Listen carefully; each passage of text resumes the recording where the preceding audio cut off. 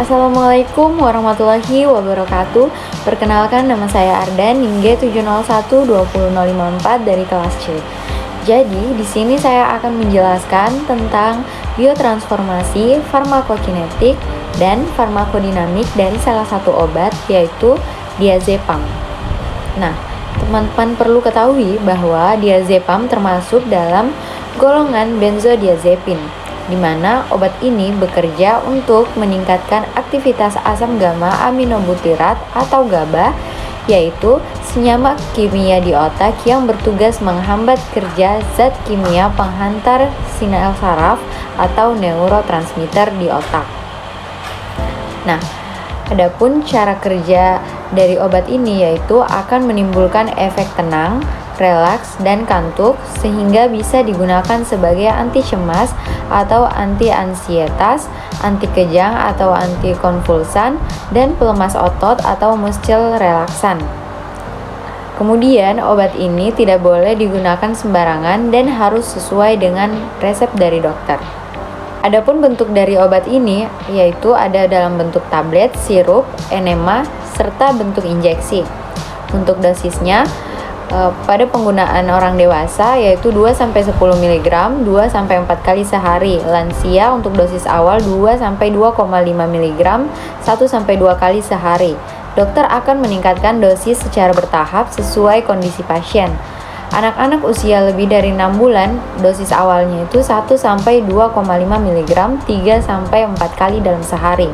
Untuk farmakodinamiknya memodulasi efek postsinaptik dari transmisi GABA A sehingga meningkatkan peningkatan hambatan presinaptik.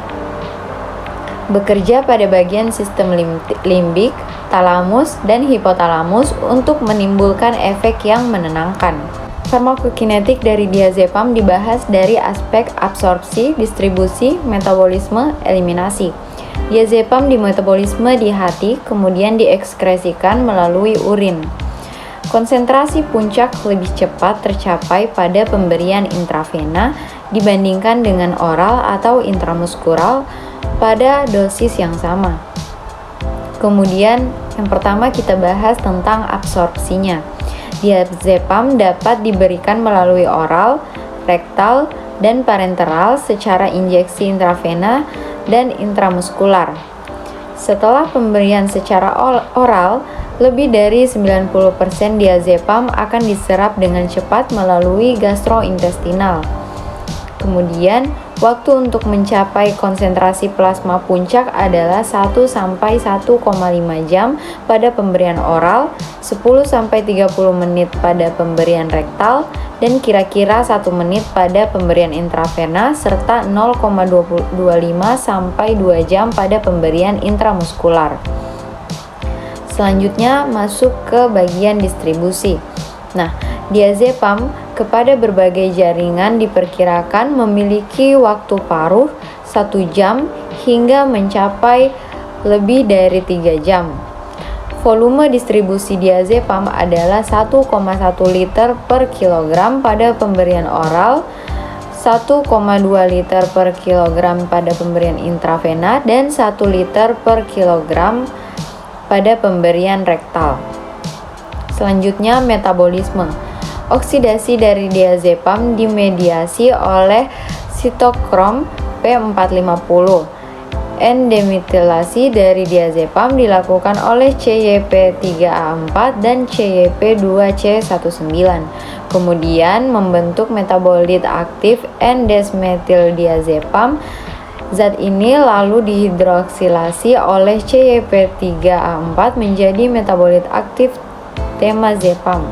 Temazepam dan N-desmetildiazepam kemudian dimetabolisme lagi menjadi oxazepam dan dieliminasi melalui konjugasi pada asam glukuronat melalui glukuronidase. Selanjutnya masuk ke bagian eliminasi. Diazepam dan metabolitnya diekskresikan melalui urin sebagai konjugat glukuronidase.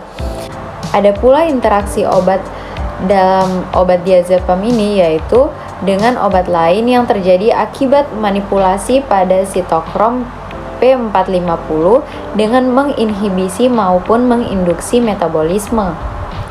Nah, efek samping yang dilaporkan antara lain itu efek samping pada sistem saraf seperti penurunan kemampuan kognitif dan psikomotor, tremor, nyeri kepala, vertigo, serta amnesia anterograde. Nah, obat diazepam ini diberikan dengan perhatian khusus pada beberapa populasi, yaitu lansia, pediatrik, gangguan fungsi hati, dan pengguna obat depresan sistem saraf pusat lainnya. Waktu clearance diazepam mencapai 20-30 ml per menit pada dewasa muda. Nah, waktu paru eliminasi diazepam dapat mencapai 48 jam pada pemberian oral, 33-45 jam pada pemberian intravena, dan 60-72 jam pada pemberian intramuskular, serta 45-46 jam pada pemberian rektal. Nah, mungkin hanya itu yang dapat saya sampaikan tentang diazepam. Apabila ada kesalahan, saya mohon maaf. Saya akhiri. Wassalamualaikum warahmatullahi wabarakatuh.